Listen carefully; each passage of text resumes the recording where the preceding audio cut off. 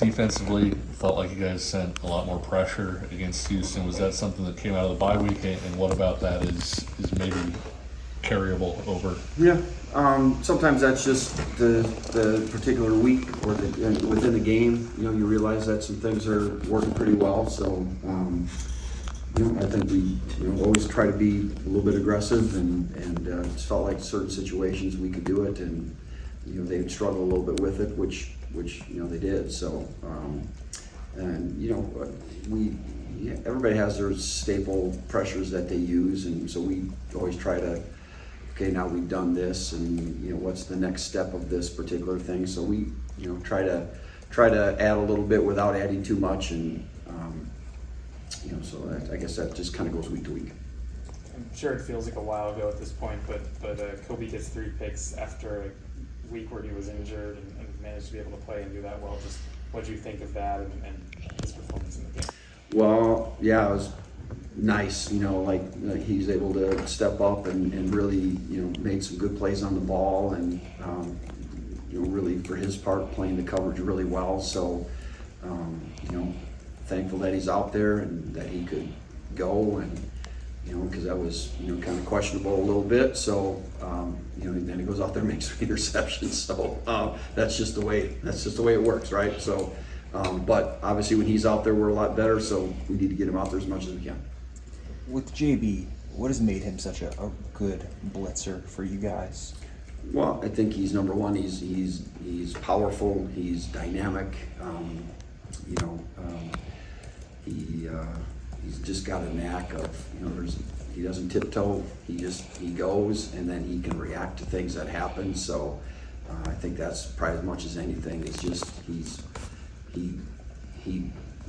blitzes like you want a guy to blitz. Like when you think about it in your mind, that's what you want to see, and that's what he does. So obviously, he can't be the only guy, but we're certainly going to make sure that we're not gonna finish a game and thinking, man, I wish we would have blitzed him a little bit more. So, but I think that's it. He goes, and then he reacts really well. Do you remember the moment when maybe you as a staff realized that was something that JB could excel at, and what was maybe that process like of figuring that out? Well, probably the main part of that was a year ago we were trying to find pass rushers, and so we kind of tried out our linebackers one day more as like defensive end edge pass rushers, and he was clearly the best at it. And so actually we don't really do that with him now as much, but we actually did that a little bit last year and with him. So I guess that's probably it. And then just the more you see of a guy, the more you kind of figure some of those things out. So but that's probably the start of it, is when it was defensive end tryouts.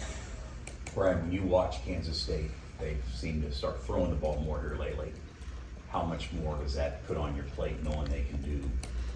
Yeah, well, I just think they're good no matter what they really try to do. They're effective at everything, and I'm really impressed with the quarterback and really the running backs that they have. So you have to be able to defend them and not let them get in open spaces, because they're all really hard to tackle.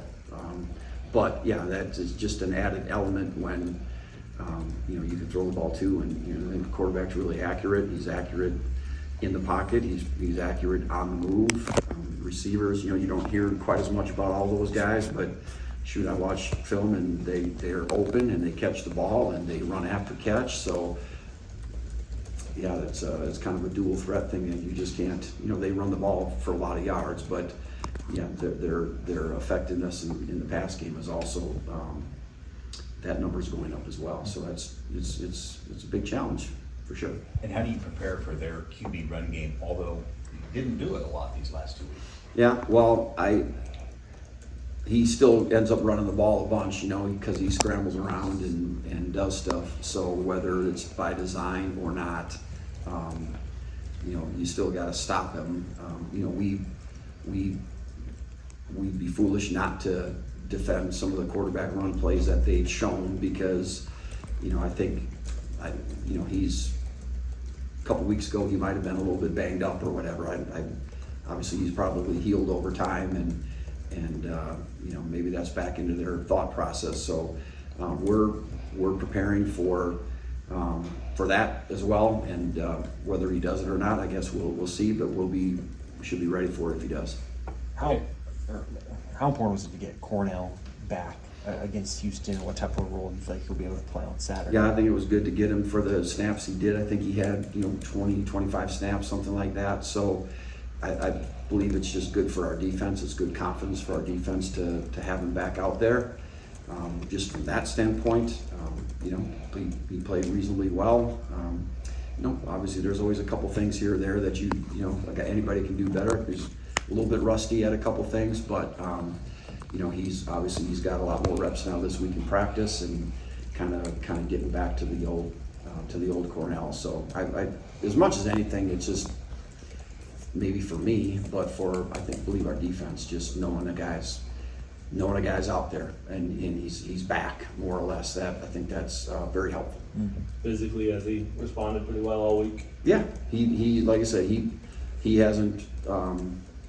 You know, I can't say like limiting him. He's not really been limited in practice, so he's gotten the repetitions. He doesn't limp around. He just goes, and so I feel like he's obviously he's getting back to that stage where he's full go, you know, all the time. So we're getting to that point. Taylor Davis and Caleb Purdy played quite a bit, you know, as younger guys. What did you see from them, and where do they? Yeah, I think they're both they're both competitive players. You know, they're good athletes.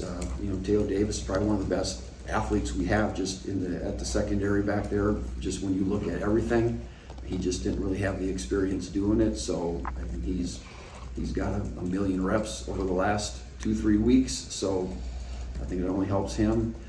Caleb Taylor is probably one of Caleb Purdy is probably he's probably our smartest guys back there. So he knows it, and he can communicate it, and shoot, he corrects me once in a while back there. So, you know, I know he knows what's going on. And again, that's probably the first real experience that he's had in his career, and I thought he responded well to that. So, you know, if that's the nature of things going forward, then I feel good about those guys out there. I don't feel like we're taking huge steps backwards. Brian, when you watch Kansas State's offensive line, what stands out? Well, I just feel like they're the good sum of all the parts, and they work well together. You know, I think last year, you know, they probably had a very senior dominated line last year. You know, everybody knows those guys were really good.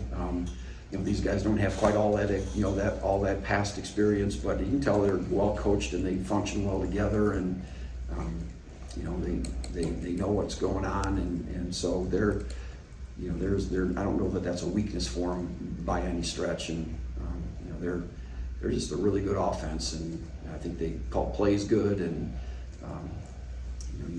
you know, they set plays up, and they just do a really good job of stuff. And even if you feel like you're ahead of them, sometimes they just keep punching, and they just keep going, and they're a pretty strong team that they're able to come back on you. So because they have the scheme and the weapons to do it. So I think they're good all over. Anything else for Coach?